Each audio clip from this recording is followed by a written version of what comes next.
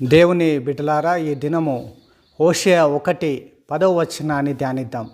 మీరు జీవము గల దేవుని కుమారులై ఉన్నారు. దేవునికి మహిమ కలుగును గాక.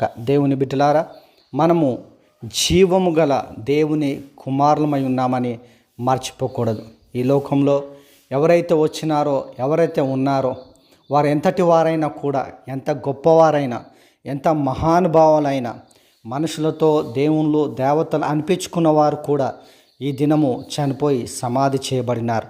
కానీ దేవాది దేవుడు మానవుల కొరకు ఈ లోకానికి వచ్చి అందరి ప్రాణము కొరకు మరణించి 3వ దినము తిరిగి లేచినాడు. దేవుని బిడ్డలారా, అందుకే బైబిల్ ఏమంటుందంటే, మనము సజీవము గల దేవుని బిడ్డలమై ఉన్నాం. నీవు ఎవరివి అంటే, నువ్వు జీవము కలిగిన దేవుని బిడ్డవు. దేవునికి మహిమ కలుగును గాక. ఎందరైతే ఆయన యందు విశ్వాసం ఉంచుతారో వారందరికీ దేవుని పిల్లలగుటకు అధికారం ఇవ్వబడి ఉన్నది.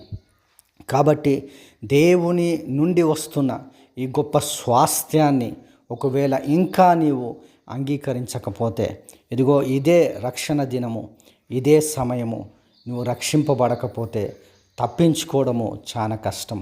యేసు ప్రభు ఉచితముగా ఆయన కృపచేత విశ్వాసము ద్వారా రక్షణ ఏ భేదము లేకుండా అందరికి అనుగ్రహిస్తూ ఉన్నాడు. ఎంత గొప్ప ధన్యత!